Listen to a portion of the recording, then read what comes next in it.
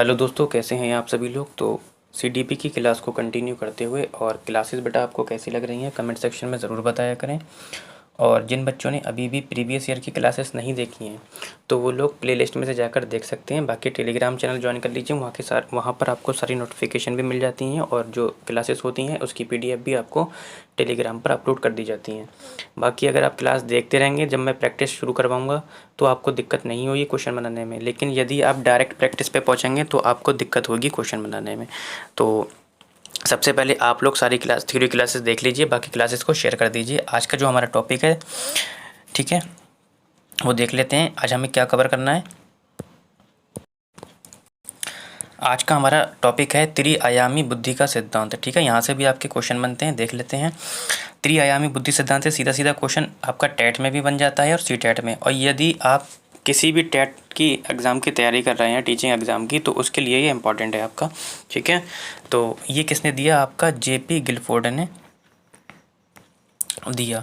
ठीक है, इसे त्रिविमीय घनात्मक तथा बुद्धि संरचना यानी कि एसआई मॉडल भी कहा जाता है। घनात्मक क्यों कहा जाता है, तो गिलफोर्ड मानते थे कि बुद्धि सभी क्षमताओं को किसी घन की 3 विमाओं पर प्रदर्शित किया जा सकता है, इसलिए इसे कहा जाता है घनात्मक बुद्धि संरचना कहा जाता है।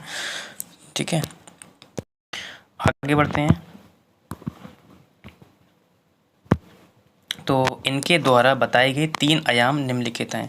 एक है संक्रिया, सबसे पहला कौन सा है, संक्रिया, जिसे हम ऑपरेशन बोलते हैं। संक्रिया से व्यक्ति द्वारा किए जाने वाले मानसिक प्रक्रिया का क्या होता है बेटा, बोध होता है। इसमें कितनी क्षमताएं होती हैं बेटा, तो इसमें 6 क्षमताएं होती हैं। तो सीधा सीधा क्वेश्चन आपका स्टेटमेंट से पूछ सकता है। ठीक है, संक्रिया से व्यक्ति द्वारा किए जाने वाले मानसिक प्रक्रिया का बोध होता है। इसमें 6 क्षमताएं कौन कौन सी होती हैं। संज्ञान होता है आपका, स्मृति धारण होता है आपका, संज्ञान होता है, स्मृति लेखन, स्मृति धारण, अभिसारी चिंतन, अपसारी चिंतन और मूल्यांकन। ठीक है, 6 टर्म हो गए आपके। 6 को आराम आराम से समझते हैं। सपोज करो आप लोग कि आपके मन में या मेरे मन में एक प्रॉब्लम यानी कि एक समस्या आती है, उसे हम सबसे पहले क्या करते हैं, संज्ञान में यानी कि अपनी नॉलेज में लेते हैं। ठीक है, ये हो गया आपका संज्ञान। अब नोट करा होगा आपने कि वो 1 से 2 सेकंड या 3 मिनट 1 सेकंड, 2 सेकंड, 4 सेकंड या 1 मिनट में 1 मिनट तक वो प्रॉब्लम हमें क्या रहती है, याद रहती है। इसे हम क्या बोलते हैं, स्मृति लेखन बोलते हैं। स्मृति धारण, जब हम उसे लंबे समय तक अपने संज्ञान में रखना चाहते हैं, रखते हैं, याद कर लेते हैं, उसे हम स्मृति धारण बोलते हैं।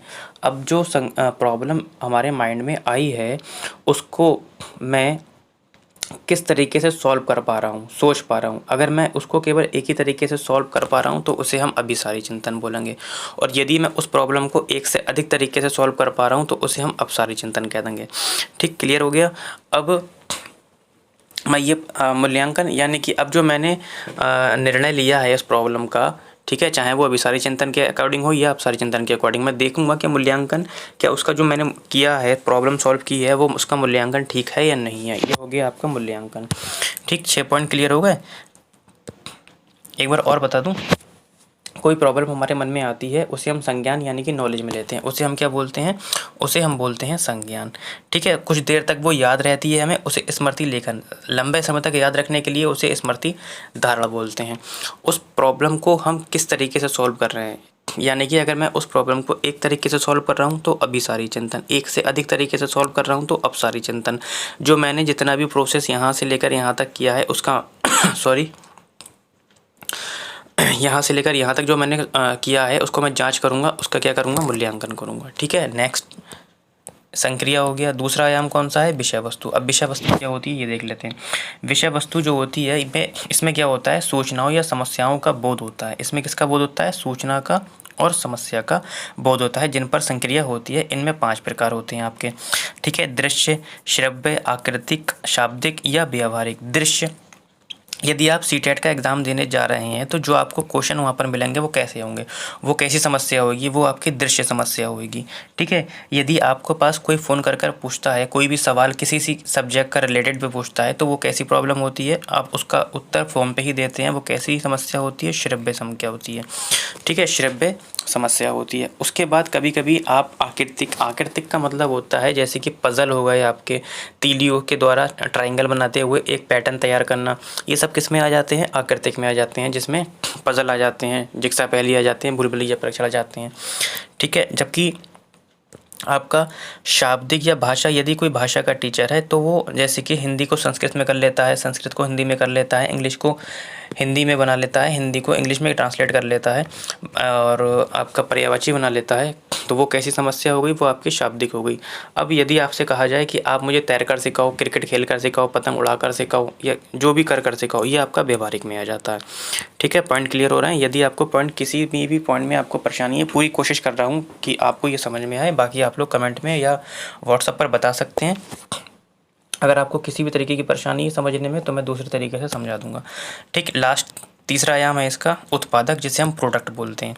ठीक है सॉरी बेटा, थोड़ी खांसी हो चुकी है।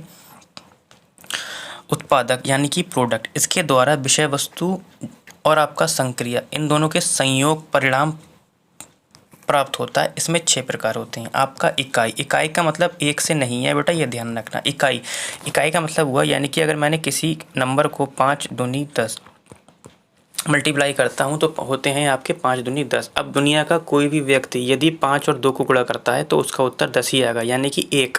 इकाई का मतलब एक ही उत्तर आएगा उसका। ठीक है, ये हो गया। वर्ग का मतलब स्क्वायर नहीं है, वर्ग का मतलब होता है यदि कोई कंपनी एक से अधिक प्रोडक्ट बनाती है तो उसके एक वर्ग तैयार कर देती है कि इसमें साबुन आ जाएंगे, इसमें ऑयल आ जाएगा, तो ये हो जाते हैं आपका वर्ग। संबंध क्या होता है, यदि उसने साबुन बनाए हैं किसी भी कंपनी ने तो वो साबुन एक तरह का तो बनाएगी नहीं, तो साबुन भी कई तरीके के होंगे, तो उसमें क्या करना, संबंध स्थापित करना कि यार कौन सा साबुन इन तीनों में से बेहतर होगा। ये हो गया आपका संबंध। प्रणाली, हर कंपनी की एक प्रणाली होती है जिसे वो प्रोवाइड करती है। तो हर कंपनी की एक प्रणाली होती है जिस तरीके से वो हर जो आपके रिटेलर होते हैं उन्हें क्या करती है, प्रोवाइड करती है, उसे प्रणाली बोलते हैं। रूपांतरण का मतलब क्या होता है, रूपांतरण का मतलब होता है, पहले इसे एक अलग तरीके से समझ लेते हैं या इसी एग्जांपल से समझ लेते हैं। जैसे कि मैंने बोला 5 गुणा 10, 5 गुणा 2 इज इक्वल टू 10। ठीक है, तो 5 2 10 हो गए आपके। तो उत्तर में क्या हमें ये पता चल रहा है कि इसमें 5 भी है 2 भी है, नहीं पता चल रहा है ना। यानी कि 5 और 2 की मल्टीप्लाई करने पे 10 में हमें ये नहीं मिल रहा है कि इसमें ना तो हमें 5 दिख रहा है ना ही 2 मिल रहा है। यानी कि अगर कंपनी जो कच्चे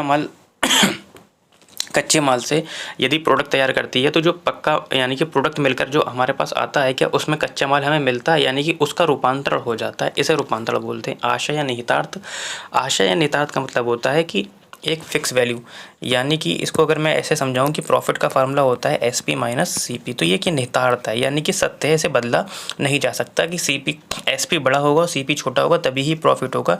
यदि मैं 4 रुपये की चलाया हूँ 5 की बेचूंगा तभी मुझे फ़ायदा होगा। ये एक क्या है, निहितार्थ है। ठीक है,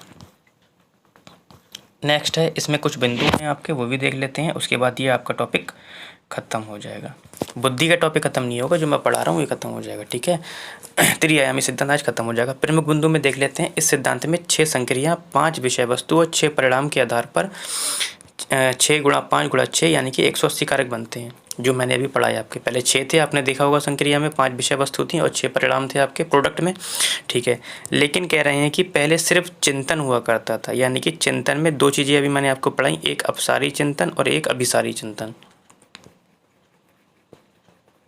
ठीक है, तो पहले ये दोनों क्या होते थे, पहले ये दोनों एक ही होते थे सॉरी। स्मृति भी मैंने शायद 2 पढ़ाए थे आपके, एक स्मृति धारणा था और एक स्मृति कुछ था, तो उस टाइम एक उन दोनों को एक कर दिया था, एक था वो। तो इसके आधार पर कारक की संख्या क्या हुई, एक इसमें से कम हुई आपकी, सॉरी 2 इसमें से कम हो गई, तो 4 पंजे 20 छंग 120 हो गई थी। लेकिन पहले इन्होंने चिंतन को 2 भागों में बांटा, तब कारक संख्या कितनी होगी, जब चिंतन को उन्होंने 2 भागों में बांट दिया, यानी कि अभिसारी अपसारी, तब 5 5 6 यानी कि 150 हो गई। 25 6 पंजे 3 पंजे 15 150 हो गई। पूछ लेता है इनका अंतिम संशोधन कब हुआ था, 1986 में। ठीक है, तो आज के लिए इतना ही बेटा। बाकी क्लास आपको कैसी लगी कमेंट सेक्शन में ज़रूर बताएं और क्लास को बेटा शेयर करते रहिए, जिससे कि आपके दोस्त तक ये क्लास पहुंच सके। क्योंकि अगर आपको क्लास अच्छी लग रही है तो मैं चाहता हूँ कि अपने फ्रेंड्स सर्किल जो भी आपका ग्रुप बने हुए हैं उसमें आप क्लास को शेयर कीजिए।